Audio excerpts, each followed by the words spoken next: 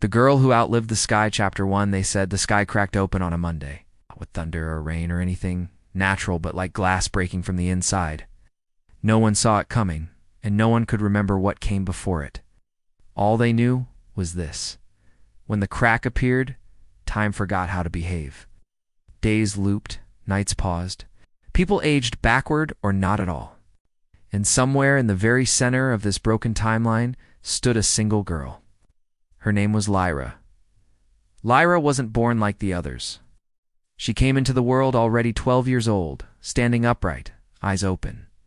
No one knew who she belonged to. No birth record, no memory. Just her, standing barefoot in the middle of a forest, staring straight up at the hole in the sky. She didn't speak for the first 300 days. She didn't eat, didn't blink. People tried to adopt her. Scientists examined her. Some called her an omen, others a miracle. But none of it mattered, because one night, as she stood by a river that flowed in reverse, she whispered her first words to no one. It's not broken. It's being rewritten. From that moment, things changed. Around Lyra, the world began to shift differently.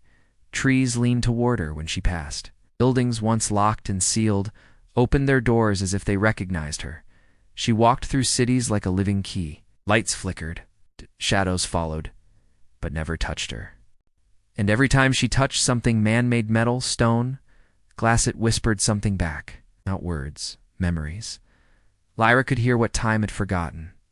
She began walking, across countries, through the ruins of places that hadn't even been built yet.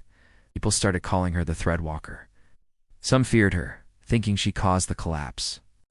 Others followed her, believing she was the only one who could fix it. But Lyra never stopped. She was searching for something, or someone, a voice only she could hear, a voice that came from the other side of the sky. And then came the Sleepless. The Sleepless weren't human. Not anymore. They used to be scientists, rebels, dreamers. But now they were stretched thin across time. They moved like flickers in broken film, appearing for seconds at a time in different places, always watching. They fed on memory, and they hated Lyra, because she could remember. They called her a fault line, a breach, a mistake. But Lyra knew better. She was a loop anchor, a living paradox. Her body wasn't bound to one timeline. She existed everywhere at once, but the world could only see one version of her at a time. That's why the Sleepless couldn't touch her, and why they were trying to find something that could. Lyra eventually found the tower. It wasn't marked on any map, stood taller than anything, touching the cracked ceiling of the sky itself. A tower made of light and shadow, flickering between forms, sometimes ancient stone, sometimes polished chrome, sometimes glowing strings like veins. Inside were voices, versions of her, futures that never happened, past selves she didn't know she had. They were all trapped, running like film reels in reverse. At the top of the tower was a door. It's just one. It had no handle. But etched into the center were 4 words. You are the story. She stepped through it, and the world blinked. Now she was everywhere. Not just walking, writing. With every step she took, reality reshaped itself behind her. The past became what she remembered. The future bent to what she feared. She was afraid of what might happen if she ever stopped walking. So she didn't. Cities grew and fell in her shadow. People lived entire lives in the time it took her to cross a field. She was a myth, a god, a glitch, a girl.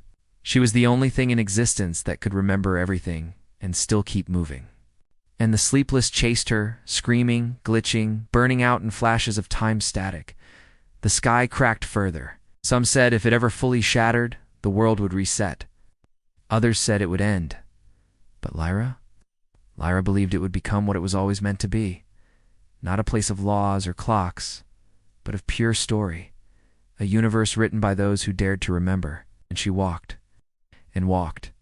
And still she walks, beyond cities, beyond time, beyond even the idea of endings, because she isn't searching anymore. She's writing, and you're standing in her footsteps.